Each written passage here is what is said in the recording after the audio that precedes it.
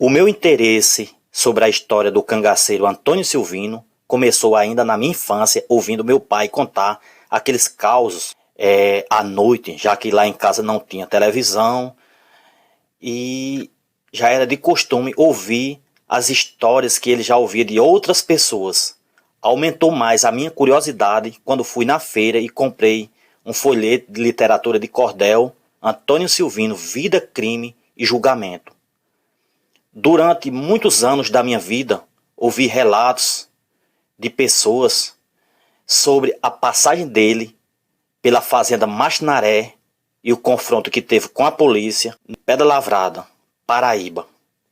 Em 2014, me preparei para ir lá. Não era uma tarefa fácil.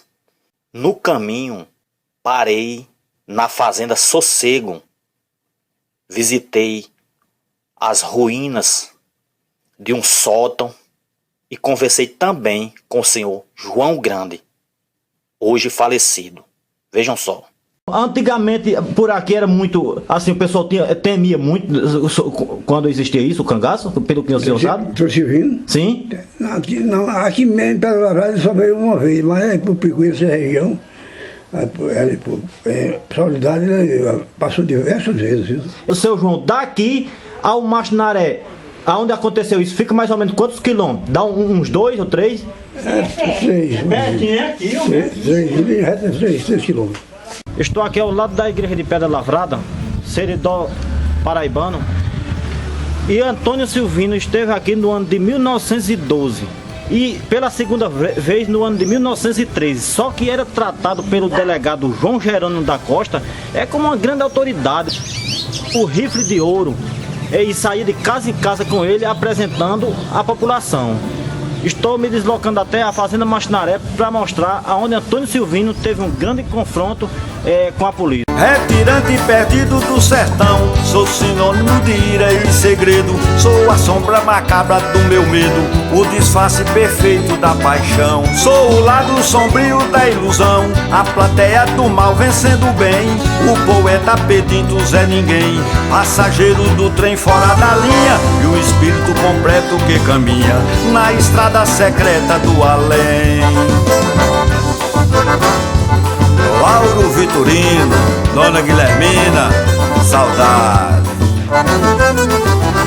Coragem que conserva a rebeldia, descontrole da frase não falada. Sou um vulto invadindo a madrugada, timidez camuflada em valentia, com espanto, frieza e ousadia. Sou ação que não serve pra ninguém, incerteza na mente de um refém, peregrino em busca de um abrigo e os passos tranquilos de um mendigo na estrada secreta do além.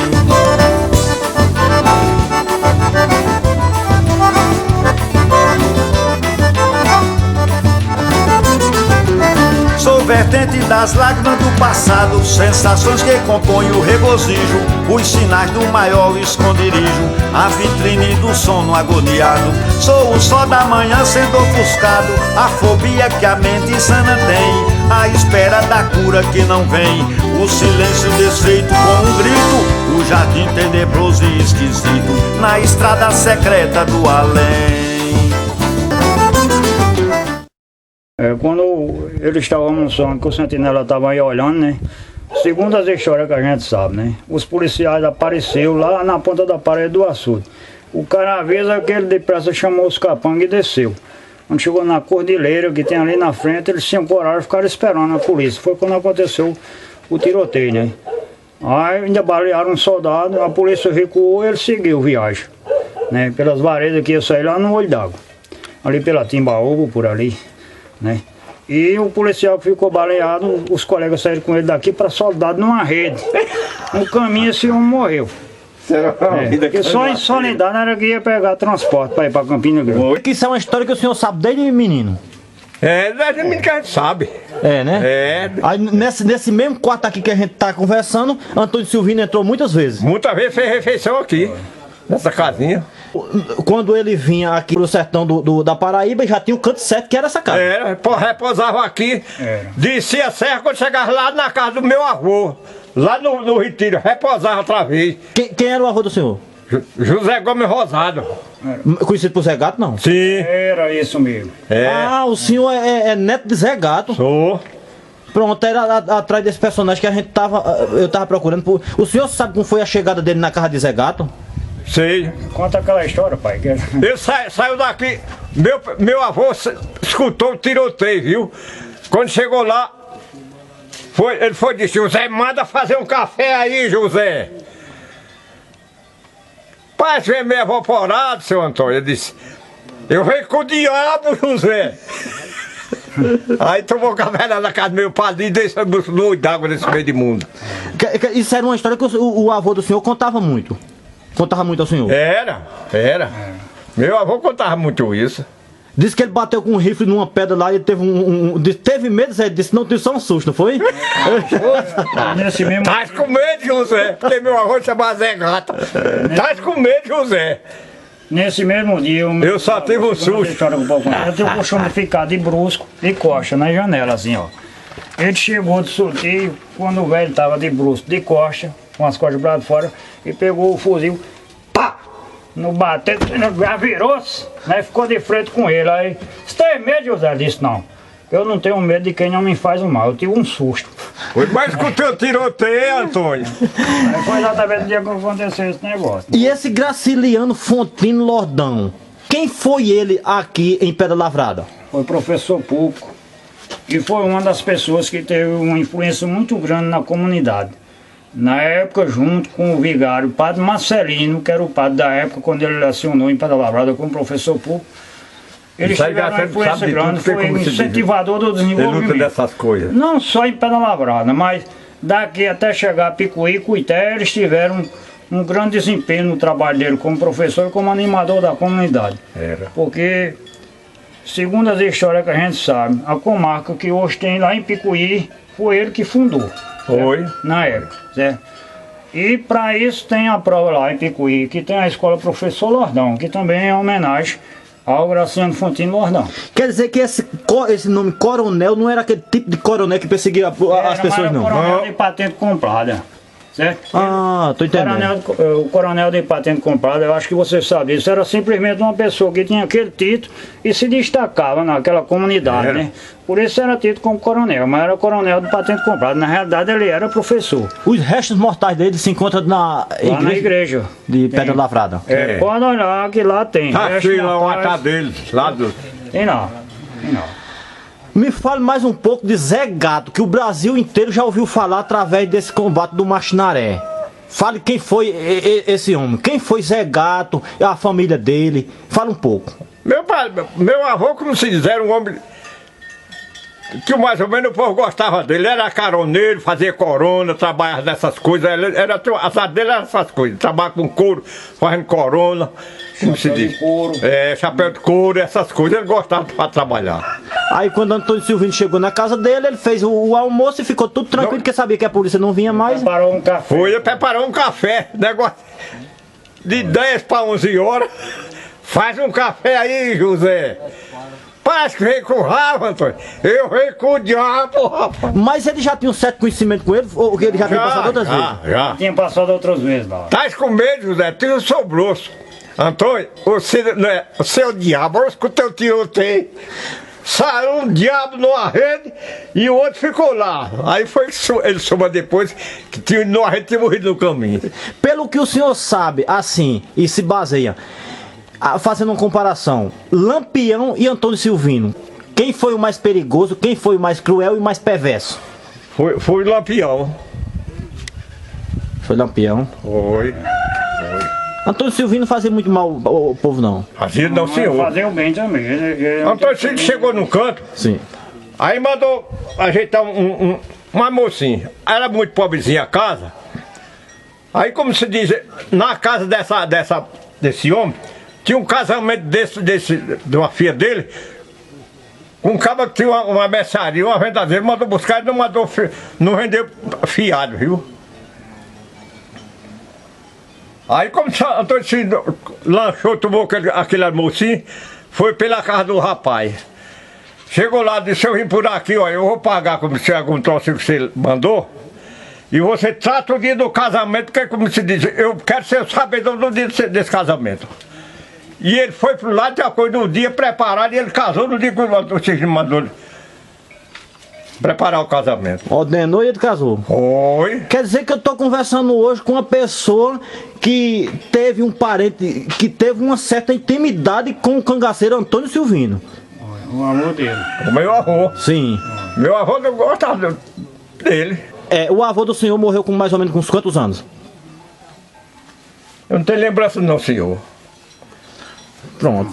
A gente sabe mais um pouco assim dessas histórias por conta de uma irmã da minha avó. Irmã da avó do meu pai, a mãe do meu pai. Né? A irmã dela não tinha filhos. Casou, tudo, mas nunca teve filho.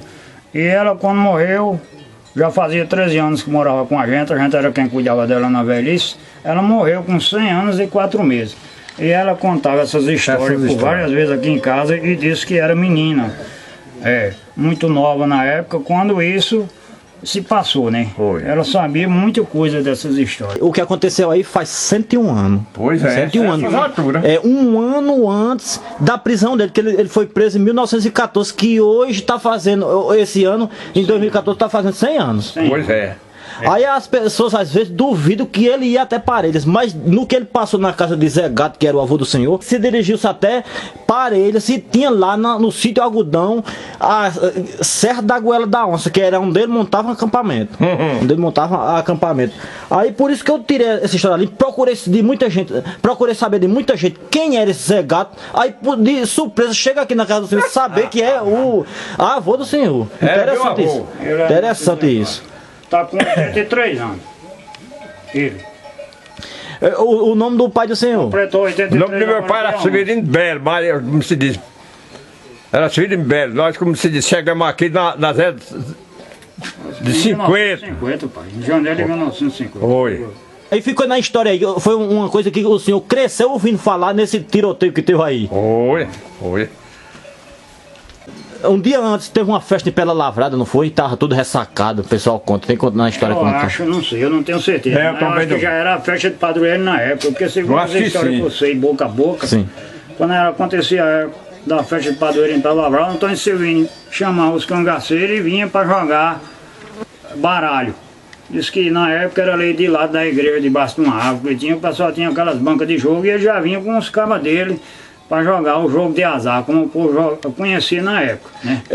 Disse que o delegado João Jerônimo da Costa andava de azar. João Jerônimo da Costa andou de casa em casa com ele, apresentando o pessoal. Ele enfrentou uma senhora muito valente, muito ignorante, dentro de Pedra Lavrada, conhecida por Dona Doninha. Dona Doninha. Aí o delegado levou... Pois era, rapaz. Era a avó de quem? De seu Manuel Júlio, ex-prefeito de Pedra Lavrada. Mas será que tem alguém da família dela ainda, de Dona Doninha? Sim. Tem, seu Manuel Júlio. Diz que ele saiu morrendo de rir de lá, disse, eu me encontrei hoje com a mulher mais ignorante que eu já vi. Ela desafiou ele, porque ele gostava da verdade também, né? Se a pessoa tivesse uma coisa pra dizer, ele não gostava que escondesse não. Pois é. Pronto, eu agradeço o senhor de ter me recebido aqui no canto que Antônio Silvino muitas vezes entrou, fez refeição aqui. Fazendo você de refeição na casa de Luiz do Martinaré, quando eu fui lá, vinha os cabras que nem dizia eles, e eles perceberam. Aí desceram de cabeça baixa, disse, os cabras vêm aí se abarrancaram lá no talhado. Eles pelo lado de lá e os cabrinhos daqui, a polícia, viu? Aí do lado deles era mais baixo, eles ficaram parados. Aqui por cima, bem, caiu 2. Mas morreu um outro. Foi. A fazenda do avô do senhor no Retiro, não era a mesma de Gesto do Retiro, não. Na época, como você disse que ele se encontrava com Antônio Silvino, ele morava no sítio do Retiro, lá na fazenda do Tanque Branco. Hoje o senhor sabe de quem é lá? É aqui das propriedades dos Jordões.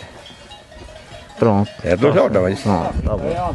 Como cinegrafista amador, eu hoje me sinto realizado. E cheguei a um ponto que eu sempre sonhei e que sempre escutei falar desde menino.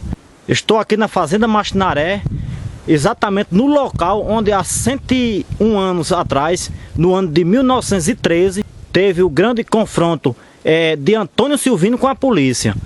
Aqui teve uma morte e os outros saíram feridos até a cidade de Soledade, na Paraíba. A Fazenda Machinaré fica localizada no município de Pedra Lavrada, Seridó, paraibano. Eu tenho o imenso prazer de vir aqui porque procurei na internet, não encontrei nada do local, a não ser muitas matérias falando, mas só que não tinha foto, não tinha imagem, não tinha nada.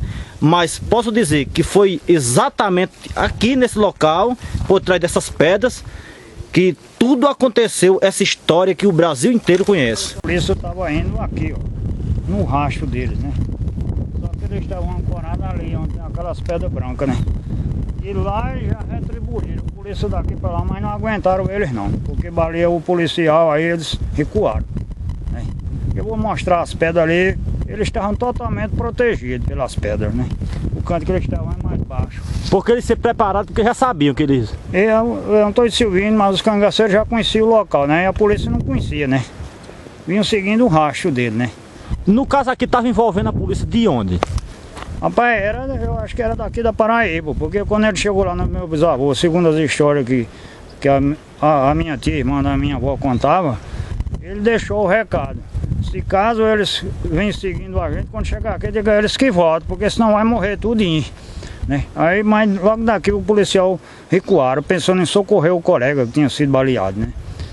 Quer dizer que, sem dúvida nenhuma, estamos falando e pisando num canto que o cangaceiro pisou. Antônio Silvino. A vereda que eles andavam era direto aqui, ó, para sair lá no Retiro, onde você sabe que Gesto de Olímpio morou. A casa do meu bisavô ficava antes um pouquinho da casa de Gesto, na beira do rio, que era onde eles costumavam tomar café, esse negócio, né? E de lá ele seguiu para sair no Olho d'Água, na Timbaúba, naquela região por ali. O caminho era esse aqui. E a vereda que eles falam que quando um policial tirava o pé, o outro colocava, de tão apertado que era. Onde era isso? É realmente aqui. Que a gente passou aí agora? Era onde a gente passou aí agora. Que na época eu acredito que o mato devia ser bem mais fechado, né? Porque as secas destruíram muito a vegetação, né? Às vezes o pessoal diz assim, mas lá tem um cordão de pedra branca, não sei o que ele se escondia por trás. As pedras que o pessoal fala é essa, não tem nada a ver com aquele, não tem nada a ver com aquele serra-tacuba, não. Não, é essa cordilheira aí. Tá certo. Segundo as histórias dos mais velhos, que eu já vi várias pessoas contando, que foi aí. Esse conflito aconteceu aqui no ano de 1913, quer dizer, um ano antes de Antônio Silvino ser preso e há 101 anos atrás. Exato. Né? Ó, isso aqui é uma coisa histórica. Estamos aqui na Fazenda Machinaré, onde aconteceu o conflito entre o cangaceiro Antônio Silvino com a polícia. E esse aqui é o bisneto de Zé Gato, de onde ele saiu daqui para tomar um café lá. Olha, na realidade, quando ele percebeu que a polícia estava seguindo, ele ainda não estava na casa do Zé Gato, ele estava na casa de Luiz do Machinaré, que foi aquela casa que a gente viu antes, né? Sim. A casa de Zé Gato, como você está falando, fica aqui mais na frente, bem distante, próximo aonde Gesto de Olímpio morou, o ex-combatente que tem aqui na divisa da Paraíba com o Rio Grande do Norte, né? Conhecido como Gesto de Olímpio, né? Mas assim, na verdade era Gesto Ramos da Silva, né? Mas quando terminou o tiroteio aqui, ele foi direto para lá? Foi direto para casa do meu bisavô, foi onde eles tomaram o café, porque na verdade eles estavam almoçando na casa de Luiz do Machinaré e não chegaram a terminar de almoçar, né? Porque o sentinela viu que o policial estava vindo. Se não fosse o sentinela, ele tinha sido preso, provavelmente, né? Porque iam pegar eles almoçando. Mas o sentinela percebeu que a polícia estava vindo e avisou. Eles deixaram a comida e correram, né? E aí seguiram com fome, né? Chegou na casa do meu bisavô, quando eu disse para você que ele estava de bruço, de coxa, né, na janela, e ele bateu o fuzil no batente. Quando o meu bisavô virou, ele disse: "Teve medo, José?" Ele disse: "Não, tive um susto, porque na realidade eu não tenho medo de quem não me faz o mal. Isso que é o que está acontecendo." Aí ele foi quando ele disse aquelas palavras que meu pai estava falando, né? Disse que vinha com a moléstia, porque tinha encontrado os macacos. Os macacos estavam vindo aí. Aí perguntou se dava para ele ajeitar um café, ele foi e mandou a velhinha dele ajeitar o café, eles tomaram o café e seguiram viagem. Haha, o som dessa viola tá me lembrando do meu amigo poeta Hélio Vitorino, lá em Parelhas, Rio Grande do Norte.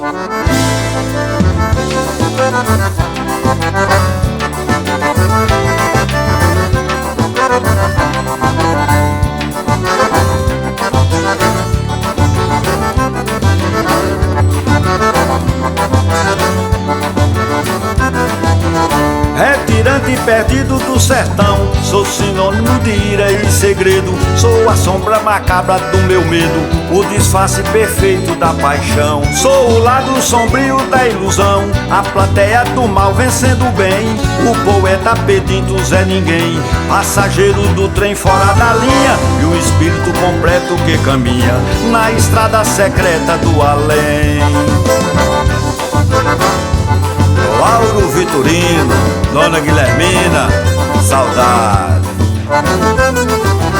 Coragem que conserva a rebeldia, descontrole da frase não falada. Sou um vulto invadindo a madrugada, timidez camuflada em valentia. Com espanto, frieza e ousadia, sou ação que não serve pra ninguém. Incerteza na mente de um refém, peregrino em busca de um abrigo, e os passos tranquilos de um mendigo na estrada secreta do além.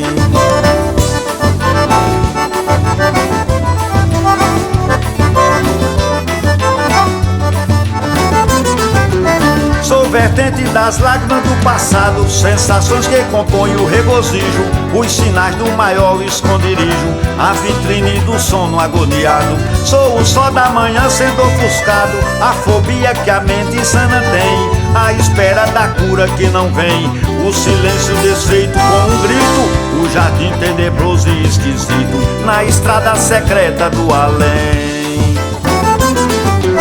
Retirante perdido do sertão, sou sinônimo de ira e segredo. Sou a sombra macabra do meu medo, o disfarce perfeito da paixão. Sou o lado sombrio da ilusão, a plateia do mal vencendo o bem. O poeta pedinte Zé Ninguém, passageiro do trem fora da linha, e o espírito completo que caminha na estrada secreta do além.